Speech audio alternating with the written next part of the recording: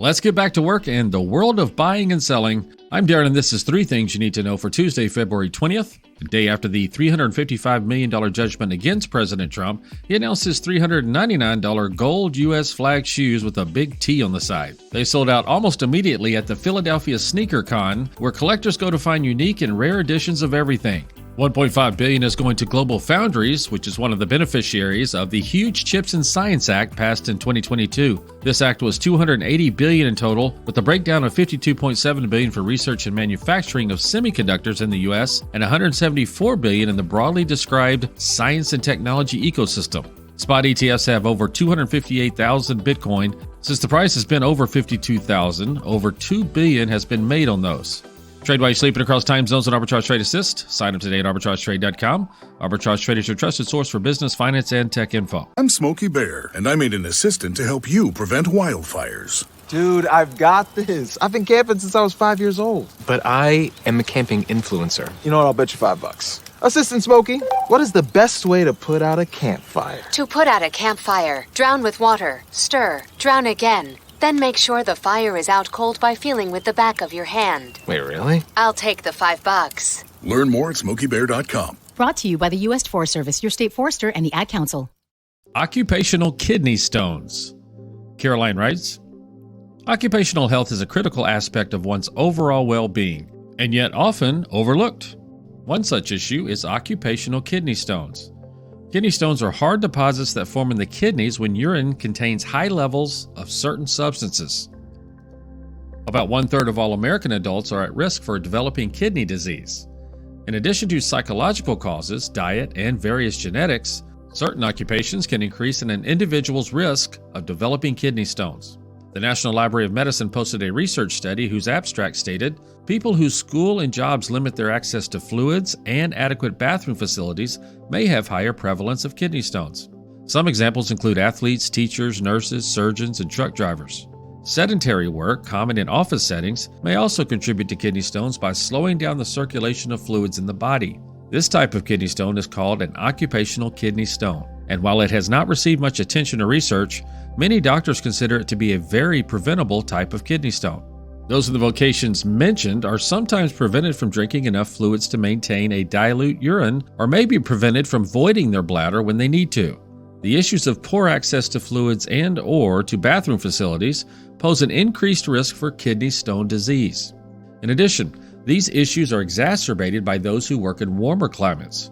Dehydration is a major risk factor for kidney stone formation, as it concentrates minerals in the urine, leading to the crystallization of stones.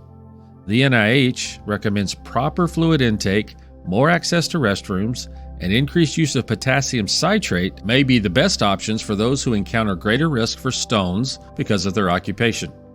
Preventing occupational kidney stones involves addressing both job-specific risks and general lifestyle factors. Don't be afraid to talk to your doctor about it. Sometimes potassium citrate is prescribed to help prevent and treat high acid levels in your body.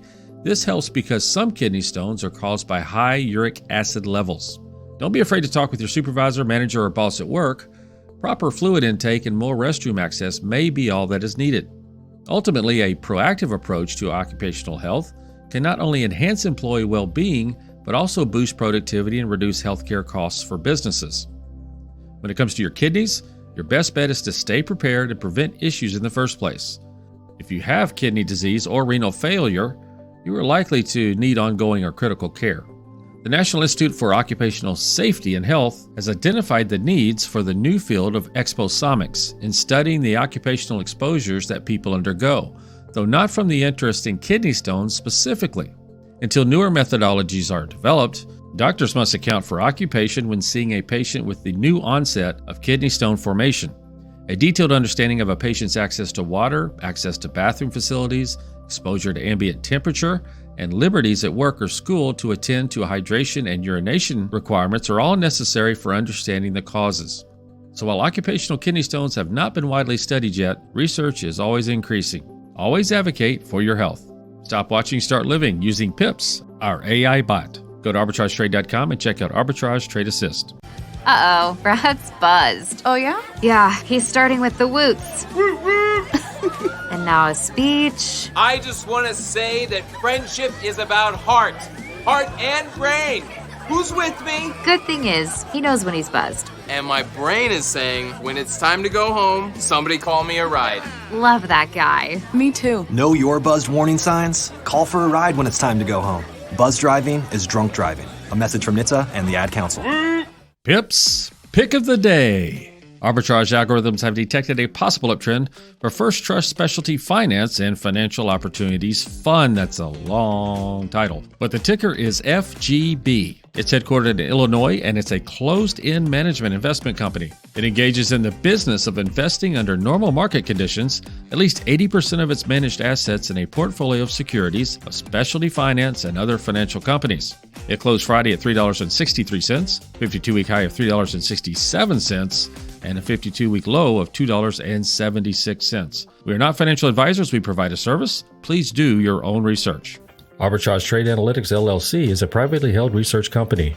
Arbitrage Trade Analytics LLC is solely responsible for the preparation and distribution of the contents of this podcast. The opinions offered in this podcast are for informational purposes only and are not intended to function as investment advice. Seek a duly licensed professional for investment advice. For more information about the informational research and services offered by Arbitrage Trade Analytics LLC, please visit arbitragetrade.com.